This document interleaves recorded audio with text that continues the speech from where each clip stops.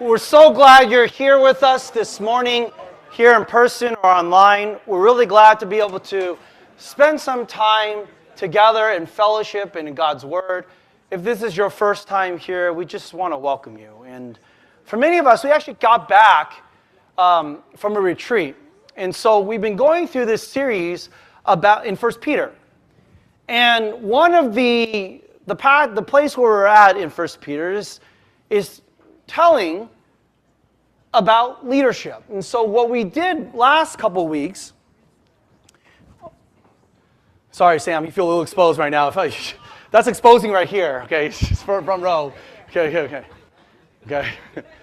But last week we had a retreat, and how many of you guys got a chance to go to a retreat? And we had a theme. Yeah, raise your hand. Yeah, okay. And we had a theme called Made for More, and that God leads us to more, like that that we were made for, since the beginning of time, like more than what the world may tell us we value. What are the things that we were called to go do? And what are some of the things that we would die for? And in that, there's this ongoing call that Pastor Daniel shared with us. And it's this desire that, hey, where we're at and what God may have, we may be focused on what we think is so important, but God has something more for us. To a point where I was talking to my daughter, and she's like, oh, can I get like a tattoo that says Made for More? I'm like, no, that's a little too far on Made for More. I mean, God doesn't say that, but that's a little bit too far of the conversation. Okay? Why not? It is a good idea. I'm not saying which daughter decided. You could pick, there's a couple daughters you can choose from. But I would say that today we're here to talk a little bit about that same trajectory. That I don't know where you came, like how you got here today, but you are here. And that there is a call for you in whatever season of life that He is calling you to more. And maybe there is a different type of more that you may be expected. And I actually think it's a call to spiritual leadership. It's a call to be a leader. After we had this, at our retreats, we do this thing called Body Life. You guys know, people come up and share, and we had some really courageous people come and share after Body Life. And then one of our members of our community, of our church in the Magma, we have a tradition. A year ago, we talked about doing young adults ministry only a year ago, right? And when we said, but we did it right after Body Life. I remember telling Jenny, I'm like, oh, that was so tiring, because I just had Body Life. Then we had another hour or two to talk about Magma, but it was so rewarding. So in the spirit of tradition, we had another conversation after Body Life for another hour, right? And what we were talking about it was a really pointed question that one of the leaders said. Are we all supposed to be leaders? Because you sitting here, many of you are saying, I'm not a leader, nor do I have to be a leader. There's someone else that's supposed to lead. Someone else that's been called. I can go back and do what I do and just follow.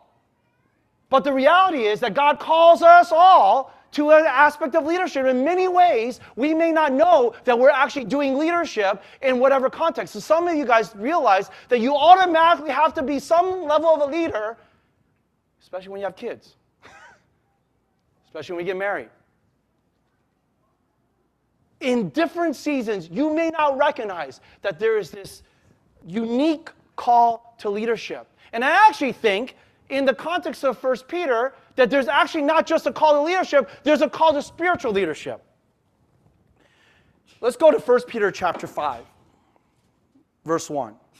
So, as your fellow elder, Peter writes, and as a witness to Messiah Christ's suffering, and as one who shares in the glory that will be revealed, I urge the other elders among you, give a shepherd's care to God's flock among you, exercising oversight, not merely as a duty, but willingly under God's direction, not for shameful profit, but eagerly, And do not lord over those entrusted to you, but be examples to the flock. Then when the chief shepherd appears, you will receive the crown of glory that never fades away. In the same way, you who are younger, be subject to the elders, and as all of you, clothe yourselves in humility towards one another, because God opposes the proud and gives grace to the humble.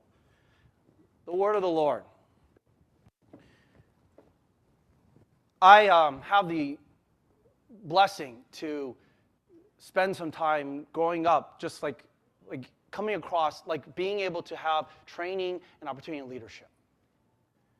I grew up in my junior high years, like not trying to find a spot to fit in, like scared to go to school because I don't know about you, but it's like when you go to school and you're like in the middle of like into a new, like just moved back from the Midwest, like came to San Diego, I was by myself, and like the only clothes I had were the ones that my grandma gave me that was like a jogging suit. Okay, have you ever heard there's a jogging suit that had like a number on the side, and you imagine going to school like that, not fitting in, to the point where I just remember sitting in the playground by myself, like the boys playing, getting spit on. It was just not a good experience. I hated junior high. Trying to find a place where I fit in. Trying to belong. Trying to be a part of something. And I had gone to youth group a little bit during the junior high years. I was trying to make friends. My parents sent me to church to make good friends because Christian people are pretty nice. And those are good relationships to have. Not knowing full well that, like, I don't know about you, but you're just trying to find where do you belong, as we learned in our retreat. Where do I fit in this whole scheme of things? And I don't know about you in whatever season you're like, but you still may feel this way. Where do I belong? Did I really expect to do what I'm doing right now? Maybe I live my life a certain way, and I look back and go, I feel like I wasted it. And wherever you're at, today is one of those days where I want to challenge you to kind of rethink. Not looking back, but looking forward. There's still much more left. I remember, like, by the time I got to high school, I was already in the round crowds, doing things that were like vandalizing, doing bad things along the way, just to fit in with a certain crowd. And then I found myself joining, and I've shared this with the youth, joining my first leadership activity, piece, meaning they were doing this homecoming float. And all I did was I'm like, well, maybe I'll stay after school and help with this float. Go help with this float. Class president says, that's a great job. You're doing great with the float. All I'm taking is tissue paper and putting it on the float. I'm being told it's a good job. Okay, I'm doing a good job. And it was a new circle that I never hung out with. And somehow, God in his plan, I ended up doing my first leadership because I decided to do student government by someone saying, why don't you just run for vice president? So I ran for vice president at my student government, and I remember giving my speech in front of this whole crowd that literally, I was just joking the whole time, and I even fell flat on my face on putting up all this wonderful speech. It was during the election, and I don't know if you guys remember there was an election time guide. There was a third-party candidate called Ross Perot, and what he was doing, he was putting up all these wonderful images of charts. So I think I'm going to copy that. So I made a big birthday pencil and said, this birthday pencil for you, if you would just, if I ever get elected, you will not have a late birthday pencil. And I busted out this wrapping paper birthday pencil that could write. I was that creative back then. And everyone was like, ha, ha, ha, ha, ha, ha. I'm like, wow, people are laughing at what I'm saying. I've never spoken in front of people before. Maybe I might have something to offer. And as I was sharing and finished my speech, I stepped on a piece of tape, and then all my box of props fell in the face, and I was like, oh my goodness, I just embarrassed myself over the school, whole front of school. And then all the school got up and started clapping, thinking it was part of the gig. I just had to decide, because that was the first assembly, if I was going to do the fall again on the second assembly, which I did, to win the first election. And it was in that where I got a glimpse of leadership. Because they teach about leadership. Then the year after that, I went from vice president to president, and I kept going to these things. And that's why when I went to a conference in Santa Barbara, my first time driving, I don't know why, I went with a bunch of high school students, and they drove us to Santa Barbara. We all drove to Santa Barbara, and it was a leadership conference. And that leadership conference said, you can do whatever you want to be. You know, those type of things, motivational. You can be whatever you want. And I said, fine. And you write down what you want to be. And I said, I'm going to be president of the United States, because I was born in the U.S. Because, if you're not born in the U.S., you can't be president of the United States. So I'm like, I'm going to go big or go home. I'm not president, by the way. Just want to let you guys know that. Okay? But Pastor Daniel did write me in last election because he didn't know who to vote for. It was pretty funny. He's like, Josh, I wrote you into the election. I'm like, why? What? I mean, I appreciate that, but I don't know. Like, because it's your dream. I don't know if he really did it, so don't go asking Pastor Daniel about that, but I'm just saying. But leadership is something of a call. And I actually think that in the midst of it, it's like, well, can everyone be called to leadership? You're in junior high, you're in 5th grade, or you're in a season of life where you're retired. Whatever you're at, are you still called to do something in leadership? And I actually think in the context of 1 Peter, he says that we are all called to do some sort of ministry. A few months back, we said we're all called to full-time ministry. That's why I'm a bivocational pastor. I work at a job, but I also pastor. I do that intentionally because I believe that we're all called to minister in the context we're at. We're all called to lead in the context we're at. We're all called to do the gospel work in whatever context you're at. Not because I feel like I get paid, because I don't, but because I feel like I'm called. And I believe that's God's calling for you in whatever context you're at to go do the work of the gospel. So it says, I exhort you, elders among you. As a fellow elder, Peter writes to them and says, in this case, he's not talking, like Timothy says, in the context of the leader who is an overseer, official position, or bishop. He says to those who happen to have a little bit more experience in their walk with God. And it doesn't mean necessary age, but age does play a factor. But whomever has that season of experience, just like when you're at a workplace or just like at school with your different grades, you're supposed to pass it on. Because God calls us to lead. He says that when you have experienced the suffering as a fellow elder, I want you to partake. You are called to partake in the work of leadership, to shepherd the flock. In Ezekiel, it says, I looked for a man among them who would build up the wall and stand in the gap on behalf of the land, but I found none. That God's searching to and fro to find those who would stand up and raise their hand and said, I'm going to lead his people.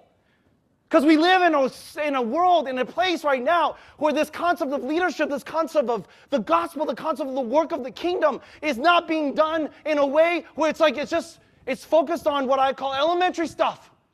We need those who would stand in the gap on behalf of the land to love, to share God's presence in the context we're at. Holy. And there's a glimpse of that here. So when you go to work, when you go to school, what is that focus?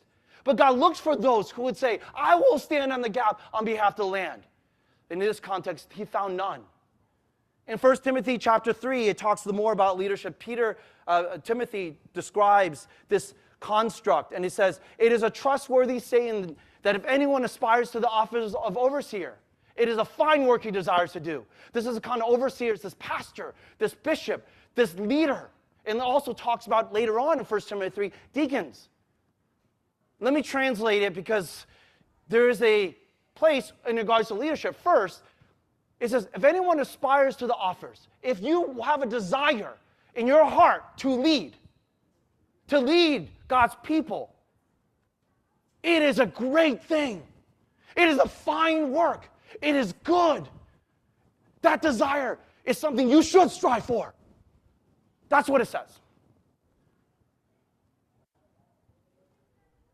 If anyone aspires to the office of overseer, this is official. It is a fine work it desires to do. And that first umbrella statement of what those leaders should look like is that they're above reproach, meaning they're above rebuke.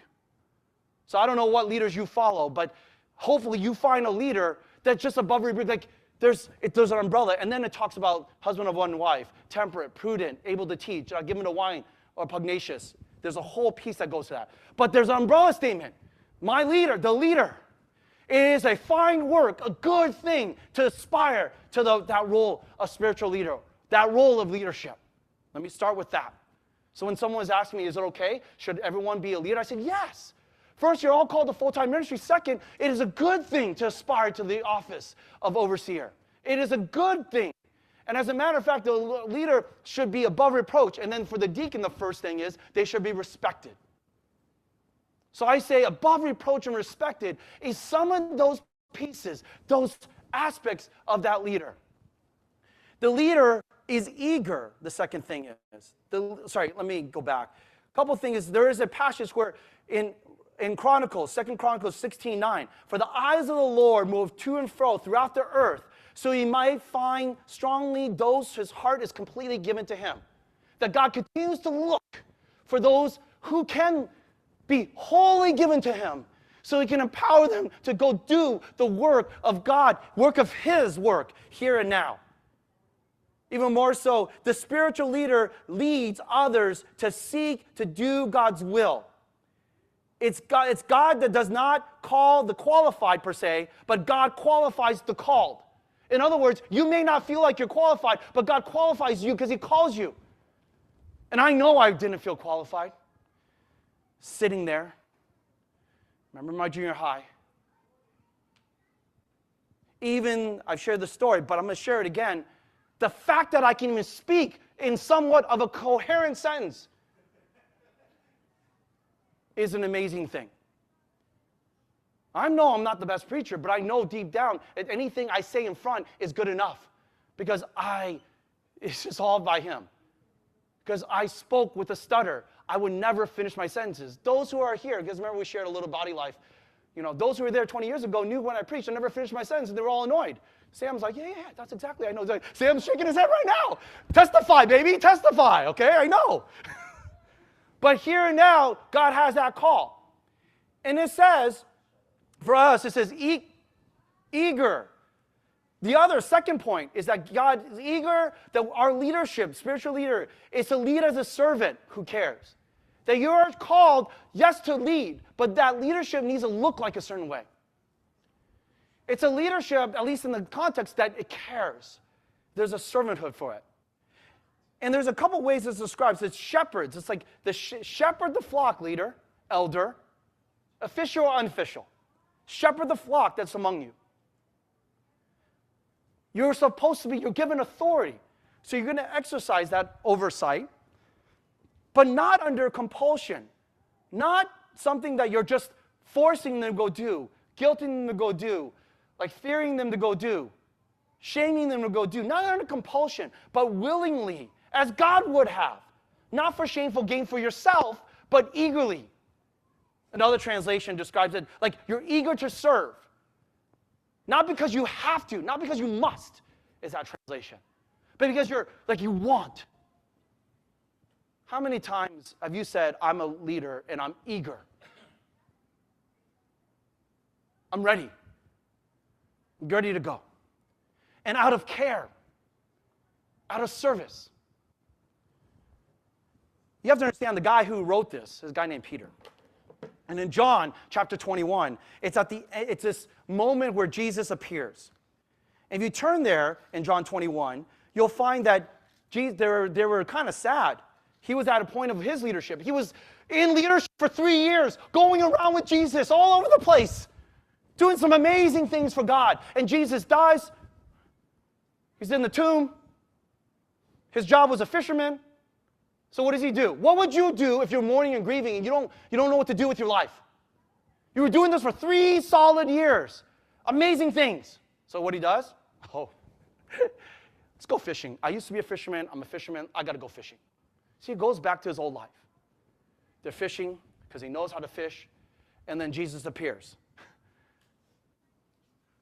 And they don't recognize his voice. But then they kind of recognize.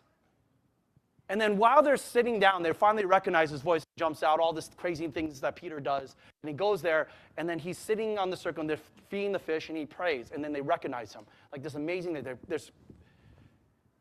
And then Peter starts to talk to Jesus, and Jesus says to them, like, hey, if you're going to go do this, what is Jesus' call? And as he tells them over and over in John 21, at the end of this gospel, just says, feed my sheep. Whatever you do, just go feed my sheep.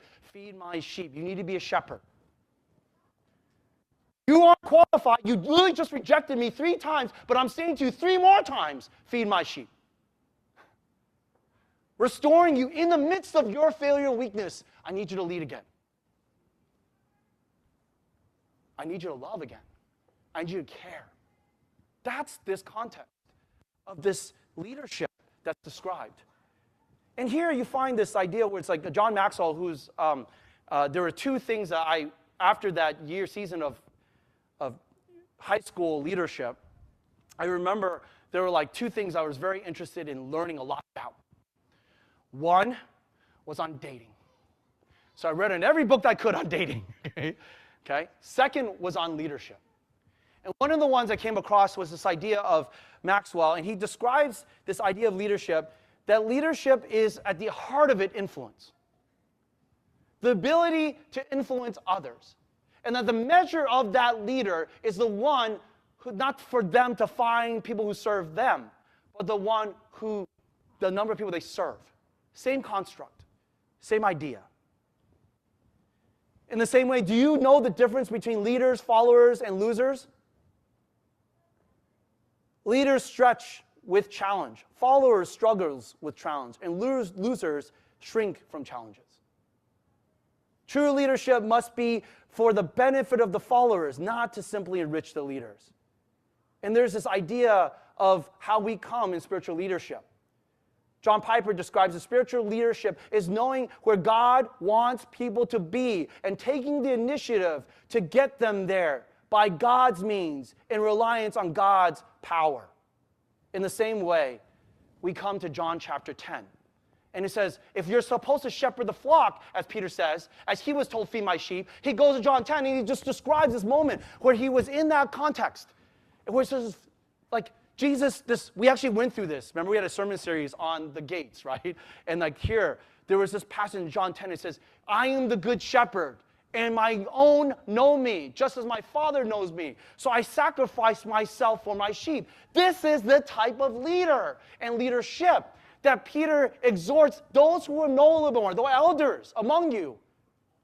For many of us, you will all be elders in that day. I don't want to be an elder. I start hanging out with the youth all the time. But one of these days, you all have elder-ishness to pass torch to others. In the same way, God described, Matthew and Mark describes this idea that we come to serve and not to be served. In the same way, Jesus describes that the leader is first to forgive, to wash the disciples' feet, first to serve, first to be humble, first to care. And in this, Philippians enhances this even more. As Paul writes, do nothing out of selfish ambition but vain conceit. But in everything, rather value the other as more important than yourself. This is a unique style of leadership. You put others' interests before yours. This is, to me, at the heart of what a deacon does. You're a waiter. Because that's the diakonos, is this idea of wait. I'm going to go serve. And if you've ever been to a Michelin star restaurant, you know what that means. Before you can finish that water, they pour another water. I wish it was free, though, because they keep pouring this water that costs a lot of money, and all of a sudden the bill comes. But that's a different discussion for a different day, because one time that happened to me, and I spent way too much more on water because I was super thirsty. It was the most hilarious thing, because I'm like, I thought that was free. No, every single one of those bottles costs money, so I spent more money on water than my meal. But that's a different discussion for a different day. The third thing is, the passage goes on, and it describes a bit on that how that leadership. So the leader cares, but the leader also cares like a shepherd for its flock. And I don't know about you, but that leader that shepherds like a flock is like Jesus, who says that some of us will lead from behind or lead from in front. And I don't know about, but it is the shepherd that is watching over that sheep, that protects that sheep, that won't leave that sheep. And it's that same leader that goes forward that there is, there's a story of this leader where, I remember there was a Harvard Business study of this team that went to Tibet, and they were watching these shepherds. And they were describing this guy who was watching over, I think, about 100 sheep. He says, what would you do if one of the sheep was going away? And they say, well, I'm going to go chase it down and bring back that sheep back to the flock. Sometimes I leave from in front to guide them. Sometimes I got to go from behind. But in all the contexts, I got to keep the flock together. I care for them, and I got to feed them. And these sheep are stubborn. They do what they got to go do. They feel like they're just not, I hate to say it, they're distracted. They get myopic on the one thing. Kind of sounds like us, right? Swipe, swipe, swipe. And then there was another shepherd. He says, I have to do that because all these families depend on me. I'm watching over these 100 flock because all these families I'm watching over for them. And then there was another shepherd of 1,000 sheep. And when one goes away, what does he do? He just let them go. They probably died. Because he's being paid by a rich person to go and just watch over the sheep like it's a job. No skin in the game. And the discussion is, there are those who are good shepherds and those who are bad shepherds. And the question for you is, are you one of those? You're like, am I? No, are you, Josh? I'm like, no, are we a good shepherd or a bad shepherd? Do you consider circles around you? Or do you just focus on your own circle? My own thing? Do you just go through the motions of it, or do you actually care? Never leaving someone behind. And here, God calls us here to a leadership that's even more. Not only does the shepherd care, but the shepherd says that they're not domineering. They're an example. They don't dominate. There's a care. They lead, in some sense, from behind. They come alongside. Because you might say, Josh, I don't have the role. Pastor Josh, I don't have the title. I've been there. I've been there. I'm not in charge. That doesn't mean you're not a leader. Oh, really? The most powerful leaders are the ones that lead from behind. The ability to influence, even without that title, even without that role. Somehow people will ask me, because I live in my industry. It's an industry you have to kind of it's hard. It's like, you have to break into.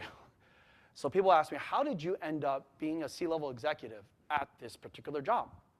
Because I've been promoted 4 or 5 times. First I go, I don't know. In my head, first thing pops up, I don't know how that happened. Okay? Nor do I want it to happen. It's nice because everything I have, I can give back. I can share. I can distribute. I can provide. To me, that's the blessing. But there's also that aspect of how I got there was I decided to be a leader in every context I was at. From the first days at work, when I had to lead and influence, I still remember, if you go back to your first job, for those of you who have a first job, I had to go around to every one of the factories and go get signatures because they didn't have DocuSign. And I went to every factory running around, can you please sign this so we could put it in the system? You got to get approval, and I had to beg. I remember doing that for 3-6 months, and I said, why did I have this nice degree to go around getting signatures for 3 to 6 months? It just felt so why? To the point where it says, it doesn't matter. I'm going to serve whoever's around. For some reason, I got asked to help set up computers every so often. Hey, can you help me with this? How do you set this up or set up this system on my computer? How do you go work this? And serving others in whatever context is the fundamental piece that I got there. The second thing was being an example. To do the right thing, to pastor, if I would say, to shepherd, even at my workplace. In any context I'm at. Even when there's a bad authority, even when there's a bad leader, even when there's a bad customer, I would say, how do I outlast? How do I go do what it is that God wants me to go do? The right thing as an example. I will not, while my boss may domineer, I will not. I will love. Because they're people on the floor. They're people of my customer. And I always say this, at the end of the day, if the customer's yelling at you, it's because they're worried about their job. If they don't get what they want, they're worried. They're people. There are those, he describes, I don't know if I've shared this before, but this idea of leadership. There's a context of 5 levels of leadership. And most of the time, you experience this leadership on level 1. I have to follow them because their position, their rights. It's what I have to go do. In the same thing, they want to. You want to do it because there's a relationship. I'm going to go ahead and follow this person because I have a relationship with them. I'll just come. I know them. I'm familiar with them. I have a relationship. I want to. So some they have to, some they want to. Most of us stay in this world. I want to, I have to. But if you have a choice, okay, do I find something, a place or a leader that gets things done, that makes things happen? They follow you because of what you have done for that team or for that organization or for that vision or for that community. They get things done. And because of that, they see that things are happening. They want to join something that's happening. And then maybe the next level up is what you have done for them. They poured something into you. They sacrificed something for you. And you're going to follow them because they've done something for you. And that's this idea of this people level. But the pinnacle, the highest level of leadership is that people follow you because of your example of who you are. And that's this idea, this examples to the flock. Because of who you are and the quality of who you are, I follow. And we live in a world where we lost sight of what leadership may look like. Who we follow, what that influence is, and we get stuck. And it does matter who you follow, even on what you like on social media. That's who you follow. What's the word? Subscribe? Is that what did they say? What's that line? Yeah. Okay, you know what I'm saying. It's like on every single thing. Subscribe, right? I don't know. There's like that statement that everyone makes, right? In the same context, even though I had learned about leadership in high school, there's a difference between this idea of natural leadership and spiritual leadership. That even at the pinnacles of who you are, there is an aspect that the spiritual leader has a different calling of what God wants us to go do. The spiritual leader, where the natural leader is self-confident, the spiritual leader is confident in God. The natural leader is ambition, but the spiritual leader is humble. The natural leader makes their own decisions, but the spiritual leader seeks God's will. That the natural leader enjoys command, but the spiritual leader delights in obeying God and what they are called to go do. The spiritual leader seeks personal reward, but the natural leader loves God and his people. This is by J. Oswald Sanders. He breaks this down, this profound work. This is probably the only book I read like 10 times. I read it every so often. This is the only book I read over and over again. Because it just reminds me at the heart of what it is that God calls us when it comes to leadership. The leader that we want to be, the leader that we want to follow, the leader that you are called to be, each of us here in this room. The next one describes about this idea of that leaders lead with conviction, with courage. And there's a courageousness in their leadership. The passage goes on and says, when the chief shepherd appears, you will receive the unfading crown of glory. But I don't know. You're like, Josh, I don't know if I'm called to lead, but you are, because each of us are given certain talents. How many of you guys ever read this parable of the talents? Right? I love this little thing. If you ever did this in Pebbles or Kids Place, where you're like, okay, there is this idea of the parable of the talents in Matthew 25, where each of us, you're given to one talent. Everyone's given this talent. And what do you do with that talent? What that really means is everyone's given this opportunity to go lead, to influence. And what are you going to do with that influence? Because you all have influence over something. And what you choose to lead or to influence is important. Are you choosing to keep it to yourself, or are you going to influence those? Is the context. Where at the end of this story, there's this idea where those who have faithfully followed will be told, well done, good and faithful servant. Enter the joy of my rest. Because you've been faithful with the little much, I'll give you more, is the passage.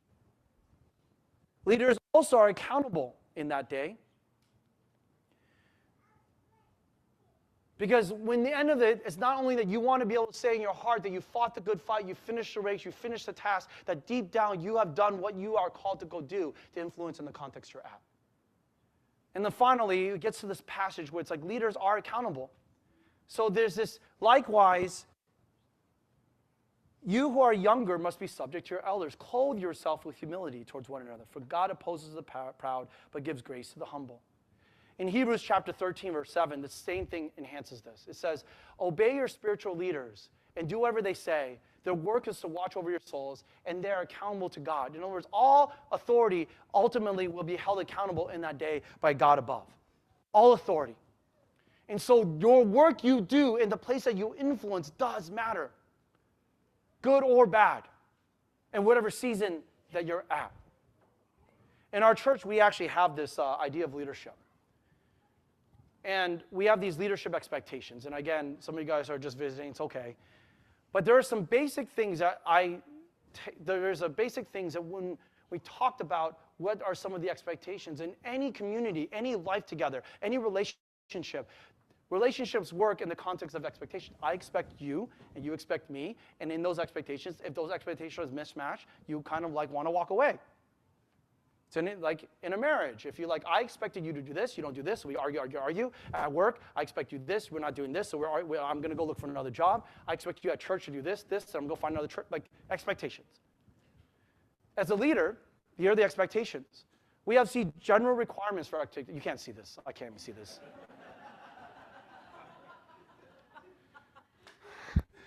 Can you guys see this? Even the youth can't see it? Okay. Trust me on this? The first one, I'm taking everything we studied a little bit today, and I'm saying the first one is faithfulness. Are you faithful as a disciple in the context? Everything you have, everything you are, you try to be faithful with an allegiance to the King, Jesus. The second one is this idea you love the people. You can't serve the people and you love the people, and so leaders have to love. And I don't know about you, but if you have a leader that does not love and they love themselves, then that's great, but that's not the leader that God calls us to be.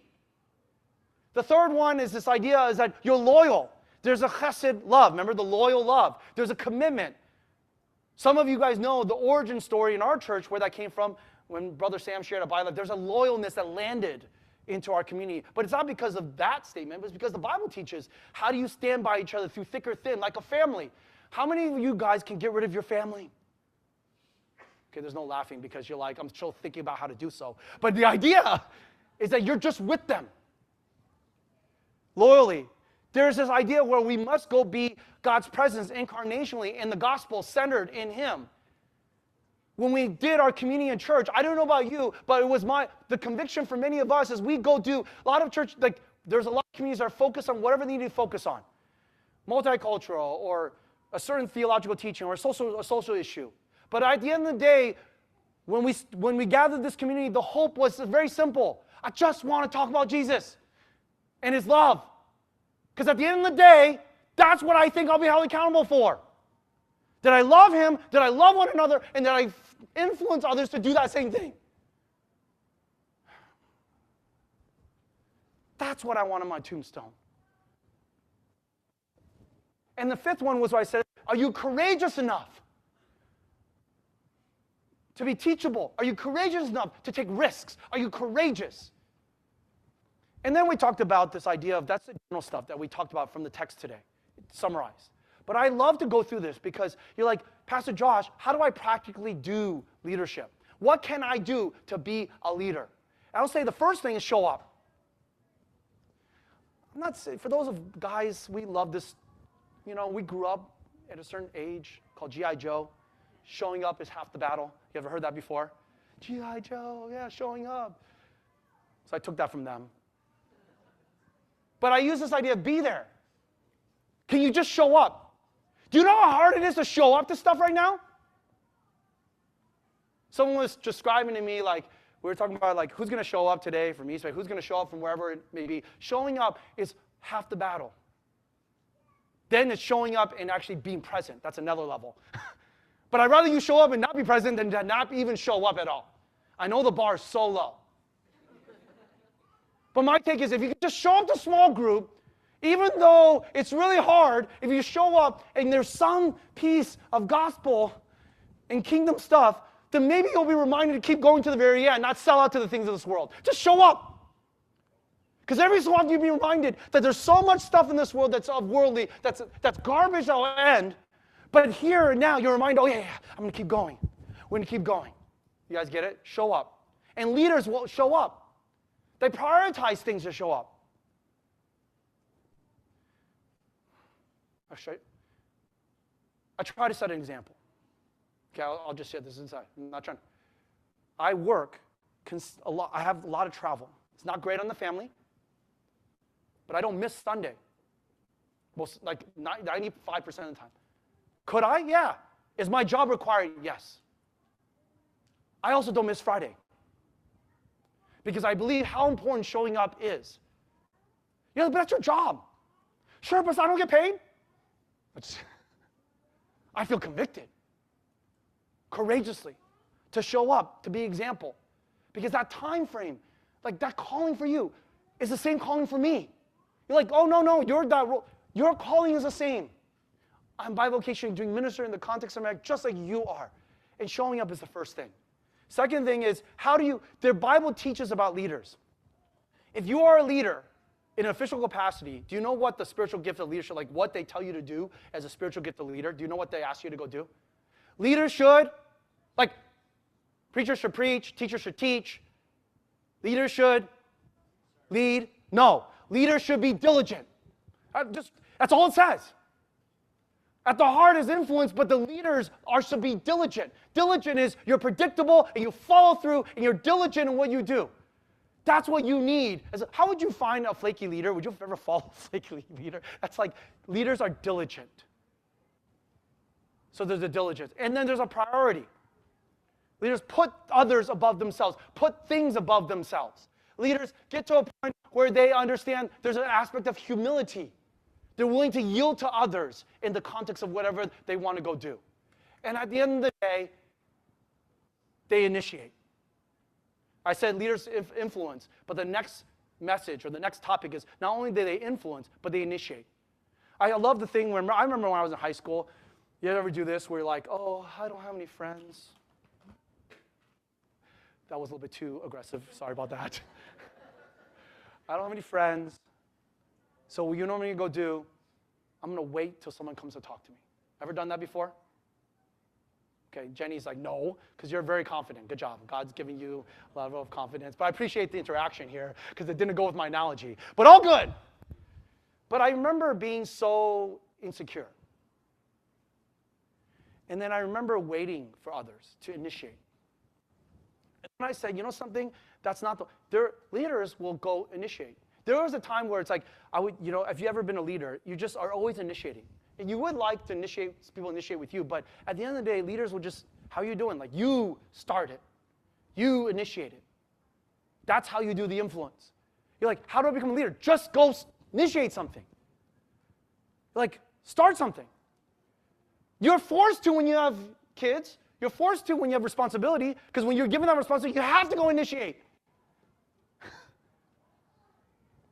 And so that's the last of that bucket. Oh. So let me summarize. And God calls us that we're all called to spiritual leadership. That you're called to lead officially or unofficially in the context you're at. That you're supposed to lead with care. This loyalness that comes, that you come alongside people with care. And those are the leaders you want to be. And then the leaders lead an example. A humble servant, like a good shepherd-style leader that comes with the flock, that cares and reaches out to those who are away. As we always say, never leave a brother or sister behind type leader.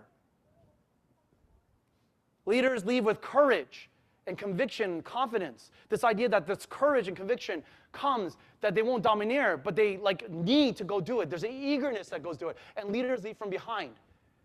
Because ultimately they'll be accountable. Doesn't matter what role you play, you're going to lead and influence and initiate in the context you're at, whatever role you have, because you can. But if you have that role, my brothers and sisters, if you have authority, it's not only the things you get done, but how you get it done that God's going to go ahead and evaluate in that day. Let's pray. Father God, we know that there's a lot to cover. This is like a leadership mini session that usually I cover in like 5 sessions. But at the end of the day, what I wanted, God, I think you led us to, is that from 1 Peter, they talk about the shepherd. And I don't know if the shepherd, I pray that as you have been a good shepherd to us, that you bring good things. I pray that we ourselves will be reconvicted to initiate, to influence, to lead with your care, to call others to be accountable to that level of leadership. Because that's the type of leader that you are looking for, that you look to and fro. For those husbands, I pray that they would step up.